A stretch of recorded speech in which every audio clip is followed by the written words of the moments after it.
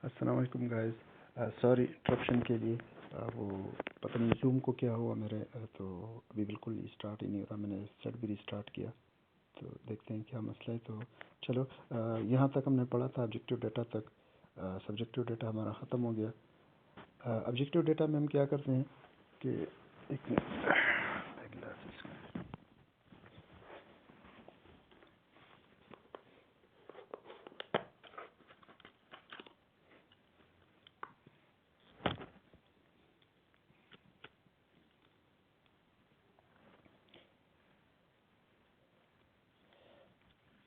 जी।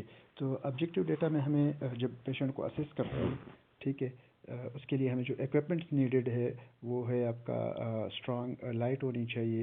लेकिन प्रेफरेबली हम कहते हैं कि अगर डे लाइट हो, सन लाइट हो बाहर तो ज़्यादा अच्छा है। लेकिन अगर आप रूम के अंदर पेशेंट को एग्ज़ामिन कर रहे हैं तो फिर एक अच्छी लाइट होनी चाहिए, एग्जामिनेशन लाइट होनी चाहिए। इसके अलावा हमें मेजरिंग टेप की या जो स्मॉल रूलर होता है सेंटीमीटर्स के साथ, उसकी ज़रूरत होती है।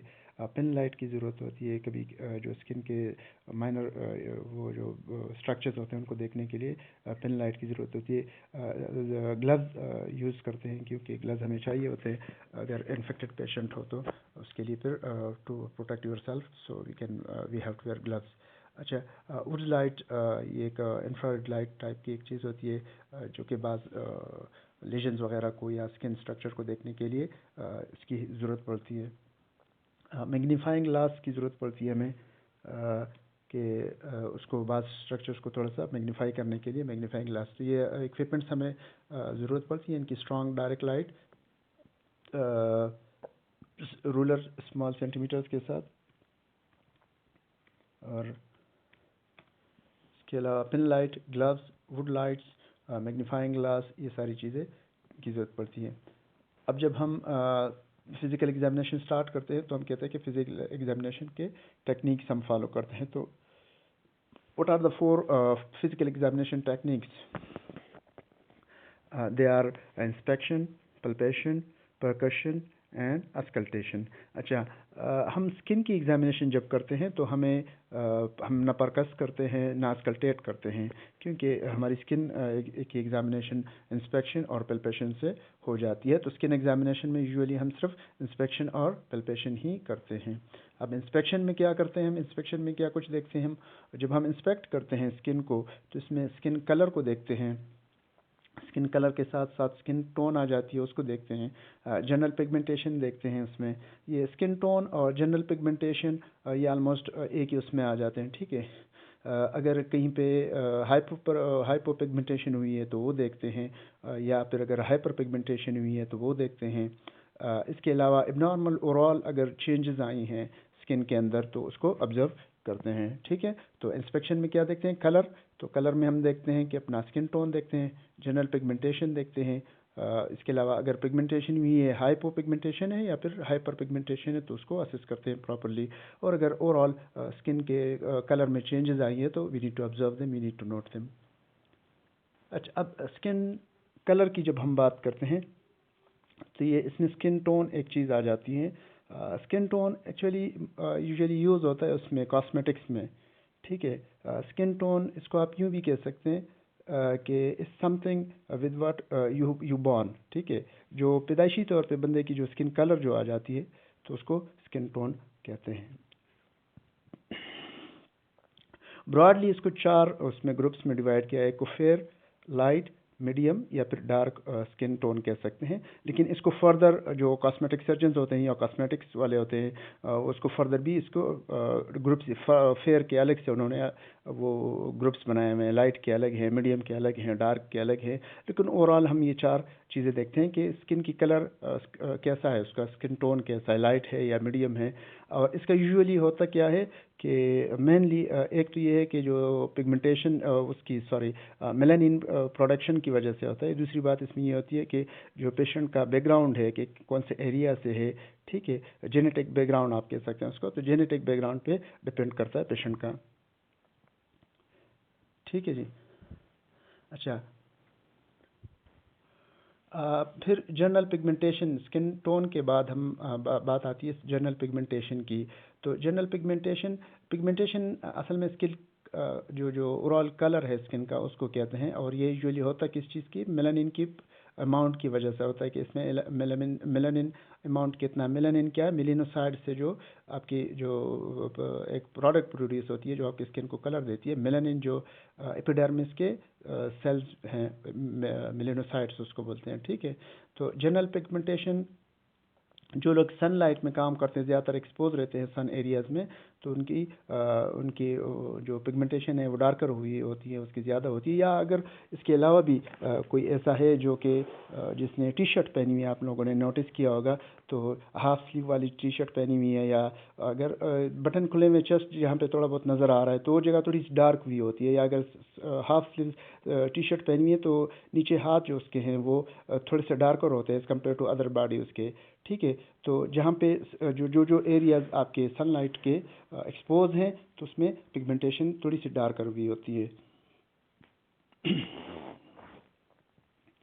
जिन लोगों की पिगमेंटेशन डार्कर होती है तो उनके जो पाम्स होते हैं, नेल्स होते हैं, नेल बेड्स या लिप्स वगैरह होते हैं, तो वो नॉर्मली उनकी क्या है कि लाइट पिगमेंटेशन हुई होती है, उनका कलर थोड़ा सा लाइट होता है।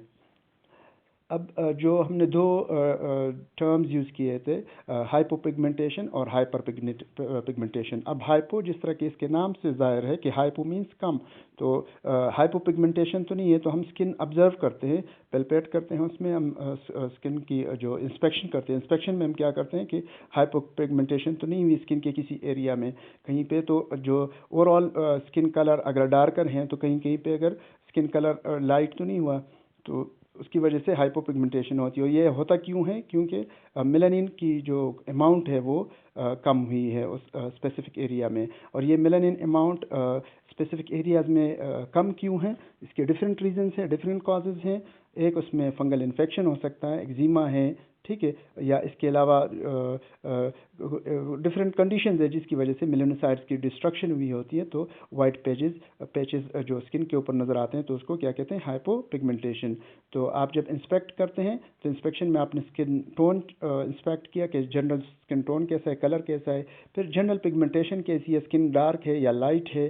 फिर इसके अलावा हम क्या देखते हैं कि हाइपोपिगमेंटेशन तो नहीं हुई, स्किन के किसी खास एरिया में skin colour as compared to other parts of the body उसकी जो मेलानिन प्रोडक्शन कम तो नहीं है, स्किन लाइट तो नहीं है।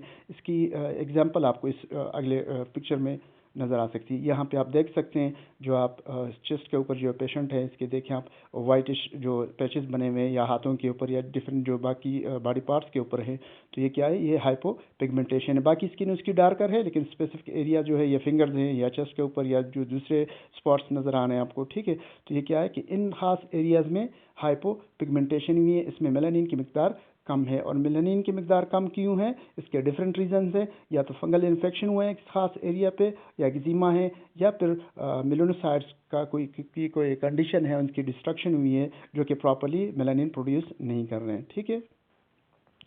अगर किसी पेशेंट को हाइपोपिगमेंटेशन नहीं हुई है तो ठीक है। अगर किसी एरिया में हाइपोपिगमेंटेशन है तो you need to further ask the question the patient, and then you need to assess it, and then you need to even measure it कि कितने एरिया में है, इसमें कोई खारिश तो नहीं हो रही है, कोई दर्द तो नहीं हो रहा हाइपोपिगमेंटेड एरिया में, या कोई और इस एरिया में कोई मसला तो नहीं है, या कब से है, सडन हुए थे या ग्रेजुअल हुए थे। ये सारी चीज़ें हम पेशेंट से फिर पूछते हैं। इसी तरीके से जिस तरह हमने हाइपोपिगमेंटेशन की बात की, तो एक टर्म हमारे पास आता है हाइपर पिगमेंटेशन।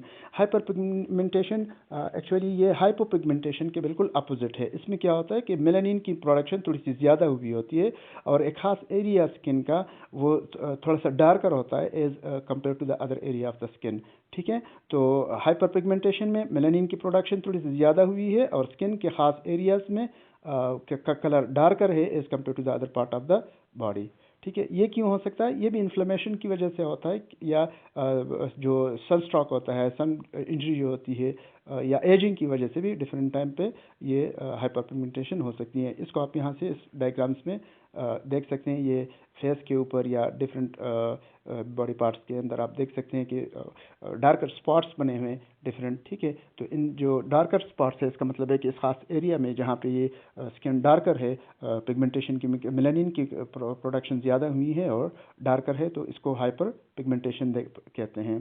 तो आप इंस्पेक्ट करते हैं कि पेशेंट को स्किन ओवरऑल नॉर्मल है या हाइपो या हाइपर पिगमेंटेशन हुई है। अगर हाइपर पिगमेंटेशन हुई है तो फिर you need to further look for the reason कि पेशेंट को कहीं पे कोई इन्फेक्शन तो नहीं हुआ, कोई इन्फ्लेमेशन तो नहीं हुई, ठीक है। और साथ साथ इसमें ये भी पूछते हैं पेशेंट से कि इसमें इचिंग तो नहीं हो रही, या पेन तो नहीं हो रहा, या कहीं ब्लीडिंग वीडिंग तो नहीं हो रही इस खास एरिया से, या कोई और इसमें कोई इशू तो नहीं है, ठीक है।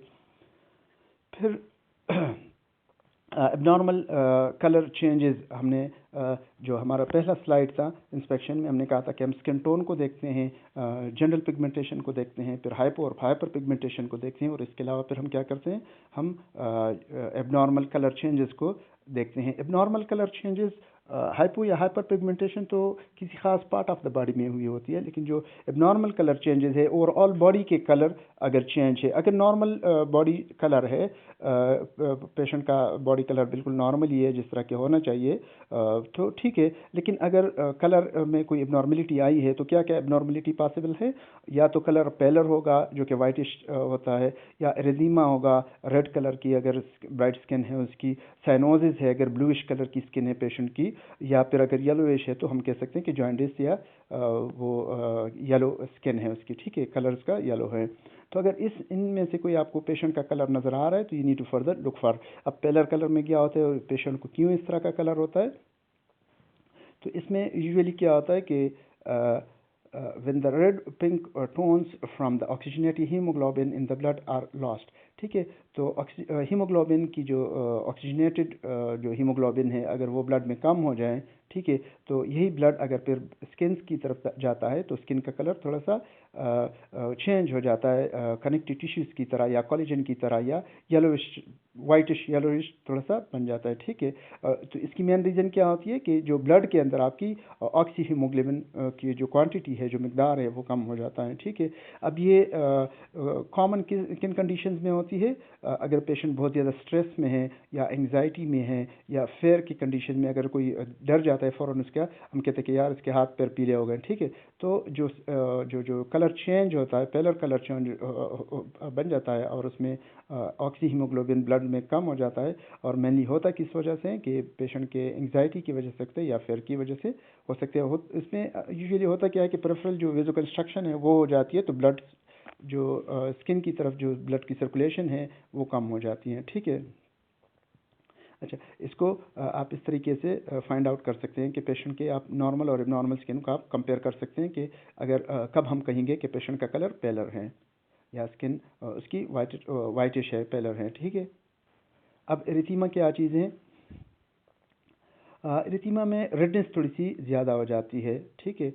और इसमें होता क्या है कि जो कैपिलरीज है स्किन के अंदर या पेरिफेरल के अंदर, सुपरफिशियल जो आपकी कैपिलरीज हैं वो थोड़े से डायलेट हो जाते हैं, और डायलिटेशन की वजह से ब्लड सर्कुलेशन थोड़ी सी ज़्यादा हो जाती है। और जब ब्लड ज़्यादा होता है तो उसमें चूँकि ब्लड अपना जो रेड कलर है वो स्किन के ऊपर अपेयर होता है, तो ब्लड स्किन आपकी ब्राइट रेड नज़र आती है, उसमें ब्राइटनेस भी ज़्यादा होती है और रेडनेस नज़र आती है उसमें, ठीक है। ये तो फीवर में भी हो सकता है, लोकल इन्फ्लेमेशन की वजह से भी होता है, और इसके अलावा इमोशनल जो रिएक्शंस हैं उसमें भी आपकी स्किन जो है ना वो ब्राइट रेड हो जाती हैं। ये आप डिफरेंट उसकी वो देख सकते हैं कि जो रेसिमा स्किन है वो कैसी नज़र आती है, ठीक है। आप फेस के अंदर देख सकते हैं इसके, या जो आर्म के ऊपर है, या बैक के ऊपर, या फेस के ऊपर जो एक्ने टाइप्स जो बने हुए हैं, ये सारी रेसिमा के एग्जांपल्स हैं। अब इसके बाद आती है साइनोसिस। तो आप पेशेंट की स्किन को एग्जामिन करते हैं कि जो इंस्पेक्शन हम करते हैं कि पेशेंट की स्किन तो साइनोस तो नहीं है। साइनोसिस अगर है तो ये आपकी अगेन डीऑक्सीजनेटेड ब्लड की वजह से है, और ये आप देख सकते हैं कि पेशेंट की लिप्स या नोज़ या चेक्स या एयर्स वगैरह या ओरल जो म्यूकोजा है वो आप इंस्पेक्ट करते हैं, और उसमें आपको साइनोसिस प्रॉपर्ली नज़र आती है, जिस तरह के डायग्राम्स में आपको नज़र आए। तो पेलर और उसमें साइनोसिस में आपको डिफरेंट यहाँ पे फील हो सकता है, या देख सकते हैं लिप्स बिल्कुल अजीब से बने हुए हैं, हाथों को देखे फिंगर जो टिप्स बनी हुई हैं उसकी, ठीक है। तो ये आपके पास साइनोसिस की वो आ जाती है कि आप साइनोस को डिफ्रेंशिएट करें।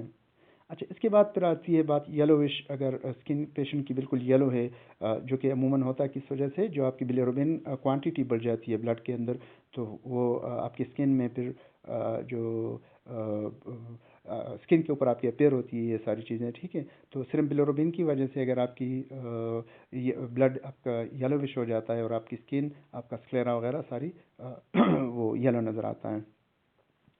अच्छा, इसको आप देख सकते हैं, एक कंपेयर किया हुआ है नॉर्मल और एबनॉर्मल स्किन को। जो राइट साइड लेफ्ट साइड पे है उसमें आपने ये आई कलर भी, जो स्क्लेरा की कलर है वो भी आप ऑब्जर्व कर सकते हैं, ठीक है। अच्छा जी, इंस्पेक्शन की बात तो हो गई। अब इसके बाद आती है बारी पेल्पेशन की। अब फर्दर हम जब जाते हैं तो जब पेल्पेट करते हैं स्किन को, तो हम उसमें क्या अपनी एग्जामिनेशन में देखते हैं कि पेशेंट का टेम्परेचर देखते हैं, बैक साइड ऑफ द हाथ जो आपकी का हैंड है वो लगाते हैं आप, ठीक है, जो डॉर्सल एरिया है। इसके अलावा आप देखते हैं मॉइस्चर को आप ऑब्जर्व करते हैं, टेक्सचर देखते हैं स्किन का, उसको पल्पेट करते हैं, थिकनेस देखते हैं कि स्किन की थिकनेस कैसी है, एडिमा तो नहीं है, मोबिलिटी और टर्गर जो पेशेंट का है स्किन का वो देख सकते हैं। इस हर चीज़ से अलग अलग हमारे पास फाइंडिंग आ सकती है कि अगर हम टेम्परेचर पेशेंट की पल्पेट करते हैं स्किन का, तो हम देखते हैं कि पेशेंट का जो बॉडी टेम्परेचर है, जो स्किन टेम्परेचर है, वो नॉर्मल है कि अब नॉर्मल है। अगर नॉर्मल है तो वेल एंड गुड, अगर अब नॉर्मल है तो हाई है या लो है। अच्छा, टेम्परेचर बढ़ा हुआ है तो उसके क्या रीजंस हो सकते हैं, अगर टेम्परेचर लो है तो उसके क्या रीजंस हो सकते हैं। इसी तरीके से मॉइस्चर को देखते हैं, स्किन ड्राई है या मॉइस्ट है। अगर बहुत ज़्यादा ड्राई है तो ये किस वजह से हो सकता है, या जो बहुत ज़्यादा मॉइस्ट है तो इसकी क्या वजह हो सकती है, कॉजेज हो सकती है। टेक्सचर देखते हैं, डिफरेंट थिकनेस देखते हैं कि थिकनेस कैसी है स्किन की। फिर एडिमा देखते हैं, एडिमा तो नहीं है, अगर है तो कहाँ पे है, कौन से ग्रेड का है। मोबिलिटी और टर्गर देखते हैं, तो अगर मोबिलिटी और टर्गर में कोई इशू है तो उससे डिफरेंट हमारे पास डिफरेंट डिजीज़ का पता चलता है। वस्कुलरिटी देखते हैं कि या ब्रूजेस तो नहीं है स्किन के ऊपर, ठीक है। तो टेम्परेचर हम देखते हैं कि पेशेंट का जो टेम्परेचर है वो कैसा है, नॉर्मल है या एबनॉर्मल है। यूजुअली जब हम टेम्परेचर स्किन का देखते हैं तो जैसे कि हमने पहले भी बताया हुआ कि आप अगर पेशेंट को एग्जामिन करते हैं तो बायलेटरली करें, ठीक है। तो हम राइट और लेफ़्ट साइड दोनों को देखते हैं। तो अगर नॉर्मल सर्कुलेशन है वो तो हमारे पास स्किन थोड़ी सी वार्म नज़र आती है। तो इसके अलावा टेम्परेचर के हमारे पास दो डिफरेंट कंडीशंस आ सकती हैं। एक को हाइपोथर्मिया कहते हैं, एक को हाइपरथर्मिया कहते हैं। हाइपोथर्मिया जिसमें अगर आपका बॉडी टेम्परेचर कम है नॉर्मल से तो उसको हाइपोथर्मिया कहते हैं, जो कि जनरलाइज कूलनेस है। आप जब स्किन के ऊपर पेशेंट का अपना हाथ रखते हैं, उसको पेल्पेट करते हैं, तो आपको पता चलता है कि पेशेंट की स्किन की टेम्परेचर जो है वो नॉर्मल है या हाइपोथर्मिक है। अच्छा, हाइपोथर्मिया में कभी कभी हम इंड्यूस्ड भी करते हैं, इसको इंड्यूस्ड हाइपोथर्मिया कहते हैं। इंड्यूस्ड हाइपोथर्मिया दो कंडीशंस में हमें ज़रूरत पड़ती है उसकी। एक तो जब पेशेंट सर्जरी में जा रहा होता है तो उसको इसको पेशेंट को हम टेम्परेचर इतना लो कर देते हैं ताकि पेशेंट का टेम्परेचर कम हो। इसकी वजह मेन ये होती है कि उसकी ब्लड सर्कुलेशन थोड़ी सी कम हो जाती है और ब्लीडिंग के चांसेस कम हो जाते हैं। दूसरी एक कंडीशन है, उसमें भी हम induced hypothermia as a treatment use करते हैं। जिस तरह के अगर पेशेंट सिम्प्टोमेटिक ब्रेडिकार्डिया में है, सीवियर ब्रेडिकार्डिया है, तो उसमें इंड्यूस्ड हाइपोथर्मिया यूज़ करते हैं। यूजुअली ये होता है कि जब आप पेशेंट को हाइपोथर्मिया में डालते हैं, पेशेंट का अगर बॉडी टेम्परेचर आप कम करते हैं तो इस तरीके से पेशेंट का ब्लड सर्कुलेशन लो हो जाता है और ऑक्सीजन कंजम्पशन उसकी कम हो जाती है। तो अगर पेशेंट ऑलरेडी ब्रेडिकार्डिया में है या सर्कुलेशन कंप्रोमाइज़ है तो उसमें ऑक्सीजन का डिमांड चूंकि फिर कम हो जाता है और उस वजह से पेशेंट को हम लॉन्ग टर्म के लिए रख सकते हैं। अगर आपके पास फैसिलिटी अभी अवेलेबल नहीं है या इस तरह पेशेंट को थोड़ा सा लॉन्ग टर्म रखना है तो फिर हाइपोथर्मिया की वजह से इसकी आपको एक बेनिफिट इससे मिल सकता है। इसके अलावा अगर पेशेंट को जनरल हाइपोथर्मिया है तो सेंट्रल सर्कुलेटरी सिस्टम में कोई मसला है, पेशेंट का शॉक में है कि पेशेंट, और अगर लोकलाइज्ड हाइपोथर्मिया है तो इसका मतलब है कि पेरिफेरल जो आपकी आर्टेरियल ब्लड सप्लाई है वो कंप्रोमाइज़ है या कोई मसला उसमें है। तो इन दोनों को आप असेस करते हैं कि हाइपोथर्मिया तो नहीं है, और अगर है तो जनरलाइज है या फिर लोकलाइज है। जनरलाइज है तो क्या वजह हो सकती है उसकी, और अगर लोकलाइज है तो फिर you need to further look for the reason and the cause there. Hyperthermia means when the body temperature is more than the normal temperature. आप जब पेशेंट की स्किन को पल्पेट करते हैं और आपको उसका टेम्परेचर हाई लगता है तो we consider them as hyperthermia. अब हाइपरथर्मिया की मुख्तलिफ वो रीजन्स हो सकती हैं। यूजुअली होता क्या है कि जब आपकी मेटाबॉलिक रेट बढ़ जाता है तो उसमें भी हाइपोथर्मिया हो सकता है, या अगर पेशेंट को फीवर है या अगर पेशेंट ने कहीं पे एक्सरसाइज वगैरह किया हुआ है तो उसमें क्या होता है कि पेशेंट का क्या कहते हैं उसको, temperature, body temperature, skin temperature बढ़ जाता है। इसके अलावा ट्रॉमा में हो सकता है, इन्फेक्शन वगैरह में। इन्फेक्शन में इसलिए होता है कि ब्लड सर्कुलेशन बढ़ जाती है स्किन की तरफ, इन्फेक्शन के साइड की तरफ, और जब ब्लड सर्कुलेशन बढ़ जाती है तो ऑटोमेटिकली आपका बॉडी टेम्परेचर बढ़ जाता है। हाइपरथर्मिया यूजली हाइपरथायराइडिज्म में भी होता है, क्योंकि हाइपरथायराइडिज्म में आपका मेटाबॉलिक रेट बढ़ जाता है और उसकी वजह से आपकी बॉडी का टेम्परेचर बढ़ जाता है। मॉइस्ट देखते हैं कि पेशेंट की मॉइस्ट कैसी है, स्किन की मॉइस्ट कैसी है, ड्राई तो नहीं है कहीं, ठीक है। तो जो आपकी स्किन की ऊपर से पर्सपायरेशन होती है, जो स्वेट निकलता है, तो वो नॉर्मली फेस के ऊपर या हैंड्स के ऊपर या एक्जिला में नज़र आप उसको असेस कर सकते हैं, फील कर सकते हैं। लेकिन कभी कभी ऐसा होता है कि ये एंग्जाइटी की वजह से भी स्किन, जैसे कहते हैं कि पसीने छूट गए उसके, तो वो एंग्जाइटी की वजह से या फेयर की वजह से कभी कभार वो हो सकता है। तो अगर पेशेंट को मॉइस्ट है यानी बहुत ज़्यादा मॉइस्ट है, तो we need to further look for the reason that कि पेशेंट को इतनी स्किन की मॉइस्ट इतनी क्यों ज़्यादा है। अच्छा, फिर इसके बाद टेक्सचर देखते हैं।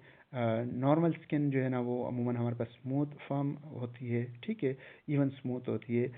डिफरेंट कंडीशंस हैं जिसमें कि स्किन का टेक्सचर चेंज हो जाता है। जैसे कि हाइपरथायराइडिज्म में स्किन ज़्यादा स्मूथर होती है, ज़्यादा सॉफ्टर नज़र आती है, और हाइपोथायराइडिज्म में आपके पास ये स्किन पेशेंट की रफ़ और ड्राई होती है। तो अगर आप स्किन का टेक्सचर देखते हैं और तो वहाँ से आपको हाइपर और हाइपोथायराइडिज्म की डिफरेंट साइंस मिल सकते हैं। और ये आपको डिफरेंट जो टेक्सचर हैं स्किन के, जो साख्त स्किन की डिफरेंट लोगों की डिफरेंट होती है, and you can just follow you can find out the type of the skin texture.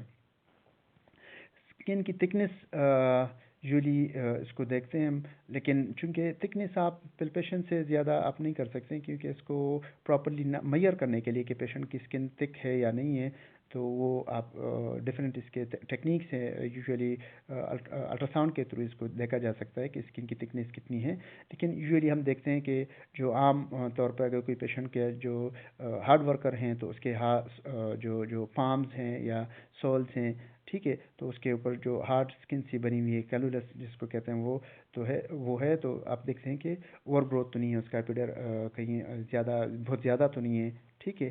तो थिकनेस स्किन की आप डिफरेंट उसके देख सकते हैं कि अनयूजुअल एरिया पे थिक स्किन तो नहीं है। इसके बाद हम एडिमा की बात करते हैं कि पेशेंट अब एडिमा है क्या। एक्चुअली ये फ्लूइड एक्युमुलेशन है इंट्रासेल्युलर स्पेसेस में।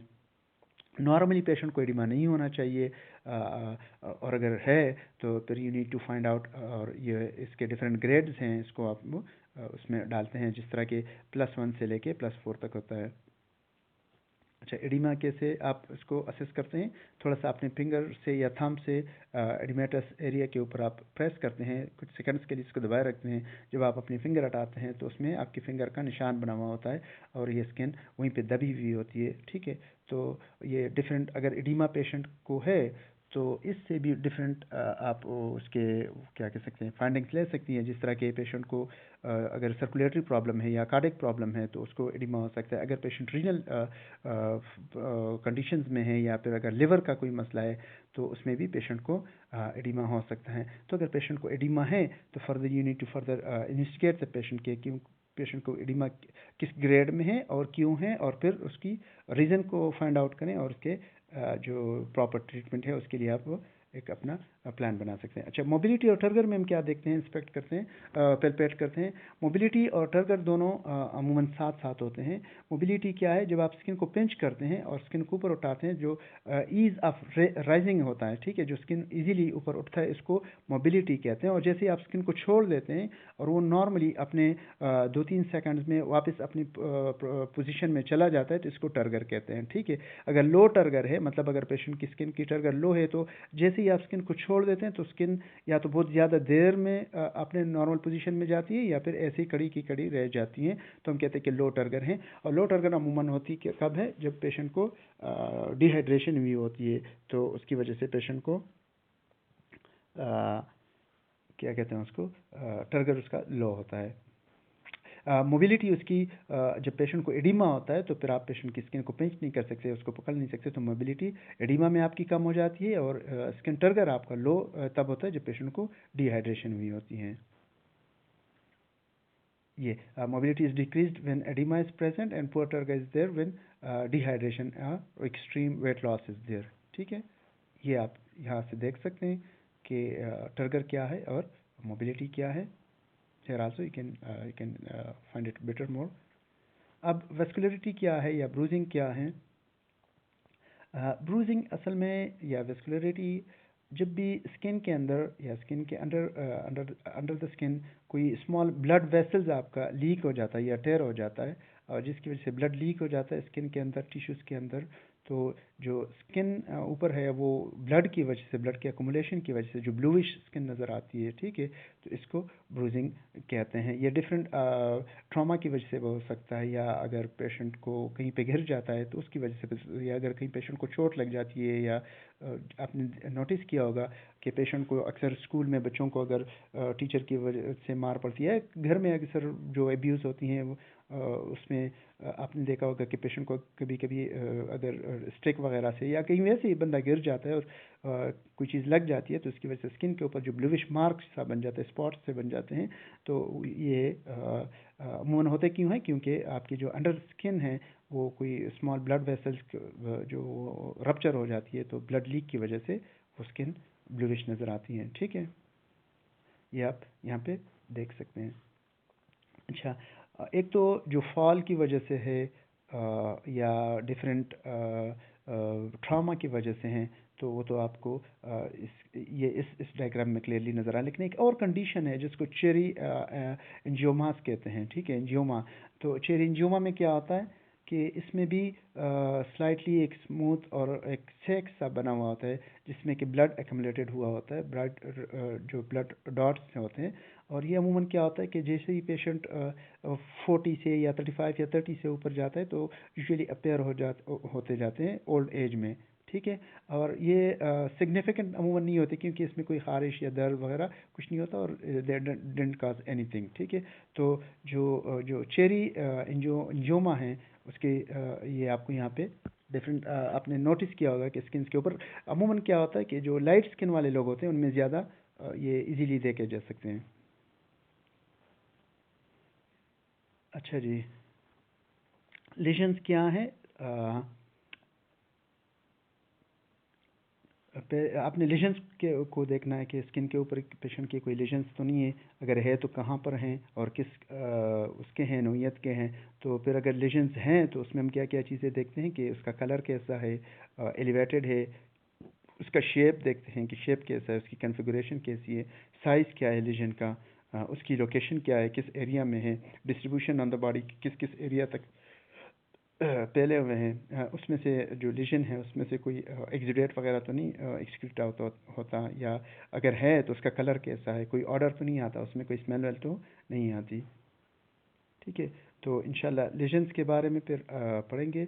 अब हमारे पास लीजन्स रह गए, फिर उसके बाद नेल्स और हेयर्स रह गए, और फिर इंशाल्लाह हमारा ये यूनिट का जो आधा हिस्सा है वो पूरा हो जाएगा. इसके बाद फिर हम हेड और नेक की वो एग्जामिनेशन करेंगे. I hope you understand. For any question you can contact with me, you can send me a message, you can send me you can even put it in the group there for and comments anything. And thank you very much.